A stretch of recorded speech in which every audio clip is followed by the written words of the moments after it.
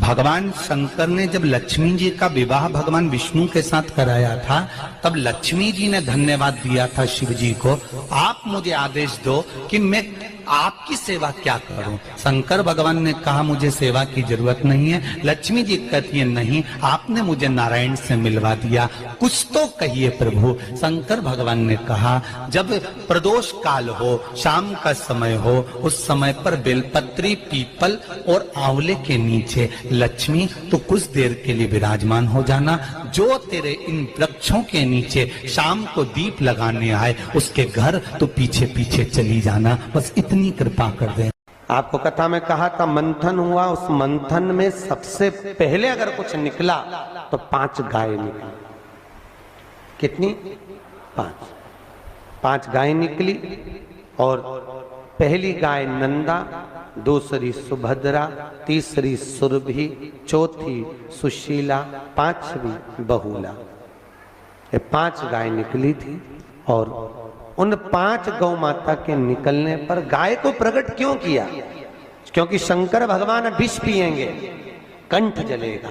कंठ की जलन को अगर कोई रोक सकता है तो गौ माता का दूध रोक सकता है। गौ माता का दूध कंठ की जलन को। जब गौ माता प्रकट हुई तभी उसी समय पर अष्टलक्ष्मियों का प्रागट्य हुआ। और अष्टलक्ष्मियां, पहले आदि लक्ष्मी, दूसरी धन लक्ष्मी, तीसरे नंबर पर है धान्य लक्ष्मी, चौथे नंबर पर है गज लक्ष्मी, 5वें नंबर पर है सनातन लक्ष्मी, 6ठे नंबर पर है वीरा लक्ष्मी, 7वें नंबर पर है विजया लक्ष्मी और 8वें नंबर पर है विद्या लक्ष्मी। ऐसी 8 लक्ष्मियां प्रकट हुई। उन 8 लक्ष्मियों में से घर में अगर हम पूजन करते हैं तो हमारे यहाँ हम श्री लक्ष्मी की पूजन करते हैं। कौन सी लक्ष्मी की पूजन करते हैं? श्री लक्ष्मी। दुकान पर जिस दिन दीपावली का दिन रहता है, ऑफिस में, दुकान पर अगर हम लक्ष्मी की पूजन करें तो विजया लक्ष्मी की पूजन करना चाहिए। कौन सी लक्ष्मी? विजया लक्ष्मी। विजया लक्ष्मी का मतलब जानते हो? जब दुकान पर, ऑफिस में दिवाली के दिन पूजन करो तो 5 कमल गट्टे, कमल गट्टे जानते हो, ऐसे काले काले आते हैं, किराने की दुकान पे मिलते हैं। 5 कमल गट्टे, 5 हल्दी की गट्ठान, 5 धने के दाने, धने के दाने, 5 हरी मूंग के दाने एक लाल पोटली में बांधकर विजया लक्ष्मी के नाम से ऑफिस में रख देना चाहिए। जिंदगी में कभी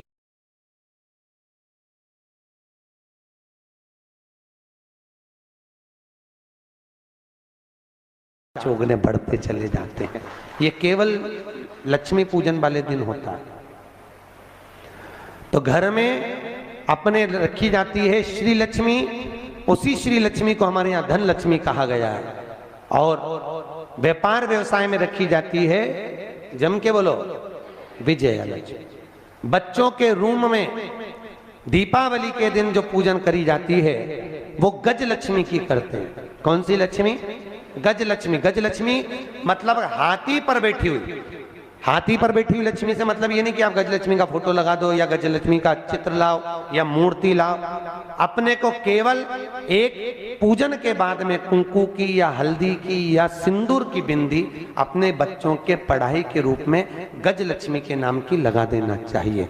गज लक्ष्मी मतलब उन्नति को देने वाली, हमारे बच्चे को विद्या प्रदान करने वाली, उत्तमता देने वाली होती है बच्चों के लिए।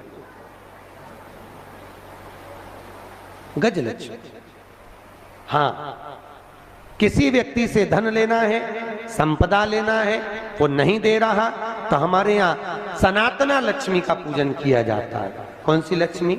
सनातना लक्ष्मी। दीपावली के दिन लाल वस्त्र में या पीले वस्त्र में अपने घर के कोई भी 5 सिक्के मतलब एक के क्वाइन हो, 2 के क्वाइन हो, सिक्के मतलब क्वाइन, लेकर उसको हल्दी में लपेटकर जिस व्यक्ति से पैसा लेना है उसका नाम लेकर धागे से बांधकर कपड़े में उसको मात्र 22 दिन तक रख दो। सनातना लक्ष्मी अपनी लक्ष्मी को वापस खींच के ले आती है। घर की लक्ष्मी अपनी लक्ष्मी को खींच कर लाती है, उसको सनातना लक्ष्मी कहते हैं। ये दीपावली के दिन पूजी गए हुए लक्ष्मी। धन को खींचना। वो चुंबक देखिए, अरे बोलो तो, बच्चे लोग गंगा जी में ऐसे उसको बांध के, हमारे यहाँ यमुना गंगा में बच्चे धागे में बांध के लटकाते हैं। क्यों लटकाते हैं? उसमें क्या चिपकता है? पैसे चिपक जाते हैं। जो चुंबक तत्व से जुड़ा हुआ है वो चिपक के आ जाता है। सनातना लक्ष्मी अपनी लक्ष्मी को खींचकर वापस बुला लेगा, घर की लक्ष्मी। ऐसी सनातन अष्टलक्ष्मी, सनातन लक्ष्मी आनंद सुख देने वाली है। उसी तरह जब व्यक्ति के जीवन में बहुत ज्यादा कोई रोग उत्पन्न हो गया हो, बहुत बड़ी बीमारी हो गई हो, डॉक्टर बोल रहे हो कि इसका बचना मुश्किल है, ये बहुत ज्यादा तकलीफ में है और आप चाहते हो कि इसको रहना चाहिए, समय इसका निकलना चाहिए, तो वीरा लक्ष्मी की पूजन की जाती है। कौन सी लक्ष्मी? वीरा लक्ष्मी। वीरा लक्ष्मी कैसे पूजते हैं? कहते हैं नीम की 5 पत्ती। कितनी पत्ती? नीम की 5 पत्ती, एक कमलगट्टा पानी के कलश में डालकर रात भर बीमार व्यक्ति के पास में रख दीजिए। वीरा लक्ष्मी के नाम से 7 बार उतार कर नीम के पेड़ के नीचे से डाल दीजिए। उस व्यक्ति को कष्ट नहीं होता और वो धीरे धीरे स्वस्थ होना चालू हो जाता है। अगर कोई बड़ी बीमारी है तो भी, कैंसर जैसी बीमारी में भी इसको प्रयोग कर सकते। वीरा लक्ष्मी। बोल लक्ष्मी महारानी की। लक्ष्मी सबसे ज्यादा प्रसन्न कौन से दिन होती है? जम के बोलिए जरा। शुक्रवार। तो शुक्रवार को लक्ष्मी सबसे ज्यादा प्रसन्न क्यों होती है? उसके प्रसन्न होने का कारण क्या था? लक्ष्मी जी के 2 भाई थे, दोनों की शादी नहीं हो रही थी, दाता और विधाता, दोनों का विवाह नहीं हो रहा। और दाता विधाता के लिए लक्ष्मी बड़ी परेशान थी। रोज नारायण से कहती थी, प्रभु कुछ कृपा करिए, दाता विधाता का विवाह नहीं हो रहा, उम्र होती चली जा रही है, इनका कुछ करिए प्रभु, आप नारायण आप कुछ तो कर सकते हो। भगवान नारायण ने तब लक्ष्मी से कहा, एक काम करो, बेलपत्री के पेड़ के नीचे बैठकर लक्ष्मी तुम अनुष्ठान करो तुम्हारे भाइयों के विवाह के लिए। इसलिए आज भी हमारे हिंदू धर्म की रीति है कि बेलपत्री के पेड़ के नीचे शाम के समय लक्ष्मी का वासा होता है। इसलिए लोग इस बेलपत्री के पेड़ के नीचे तुम्हारा रात्रि को, शाम को 6 बजे से लेकर रात्रि को 8 बजे तक तुम्हारा निवास होगा। जैसे पीपल के पेड़ में देवताओं का निवास, आपको आप लोगों ने यदि पद्म पुराण पढ़ी होगी या सुनी होगी तो उसमें स्पष्ट कहा है। पीपल के वृक्ष की गणना ध्यान देना, पीपल के वृक्ष में सुबह 4 बजे से लेकर 7 बजे तक ब्रह्मा जी का वासा होता है। पीपल के वृक्ष में सुबह 7 बजे तक ब्रह्मा जी का वासा, 7 बजे से लेकर 10:30 बजे तक पीपल के वृक्ष में भगवान विष्णु का वासा होता है। कितनी बजे तक? 10:30।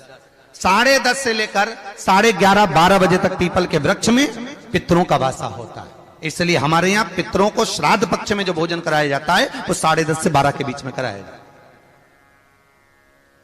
12 बजे के बाद पीपल के वृक्ष में दोपहर के 1:30 बजे तक आहूतों का वासा रहता है। आहूत कौन? जो गर्भ में शांत हो गए, जो कुंवारी अवस्था में शांत हो गए, जो जन्म लेने के बाद उनका विवाह नहीं हुआ और शांत हो गए, उन आहूतों का वासा उस पीपल के वृक्ष में दोपहर में 1:30 बजे तक रहता है। उसके बाद में प्रेतों का वासा चालू होता है। इसलिए दोपहर के समय पीपल के पेड़ की परिक्रमा नहीं होती। फिर शाम को 4 बजे से 7 बजे तक पीपल के वृक्ष में शंकर जी का वासा होता है। इसलिए शाम के समय पीपल की परिक्रमा नहीं होती। 7 बजे के बाद में पीपल के वृक्ष में रात्रि को 9 बजे तक कुबेर का वासा होता है। फिर 9 बजे के बाद में प्रेतवास चालू होता है पीपल के वृक्ष में। उसी तरह बेलपत्री का जो वृक्ष है, उस बेलपत्री के वृक्ष के नीचे रात्रि को 8 बजे से लेकर 12 बजे तक बेलपत्री के पेड़ के नीचे कुबेर का निवास होता है। महाराज, कुबेर का निवास। प्रयास करा करो इसी बेलपत्री के पेड़ के नीचे हम दीप लगाएं, घी का दीप। यदि संपदा की कमी हो तो, अगर भगवान ने खूब संपदा दी है तो भले मत लगाओ, कोई दिक्कत। महामृत्युंजय मंत्र का यदि आप जाप करते हो और आपको मालूम पड़ गया कि शरीर में मुझे ये रोग हो गया है, मुझे शुगर हो गया है, मुझे बीपी हो गया है, मेरा ब्लड प्रेशर ऊंचा नीचा रह रहा है, कोई भयंकर रोग, मेरे रिश्तेदार को कोई कैंसर जैसा रोग हो गया, किसी को कोई थायराइड हो गया, किसी को कोई किडनी और लीवर में सूजन हो गई, किसी को कहीं किडनी और लीवर में तकलीफ हो गई, तो शिव महापुराण की कथा कहती है, नवग्रह शिव महापुराण की कथा कहती है कि बेलपत्री के वृक्ष के नीचे महामृत्युंजय मंत्र का जाप जो शुक्रवार की शुक्रवार घी का दिया लगा कर करता है, उसके रोग बाबा देवाधिदेव महादेव समाप्त करते चले जाते हैं। ये संजीवनी मंत्र शुक्रवार के दिन भगवान शंकर को शुक्र को दिया था, इसलिए उसकी प्रधान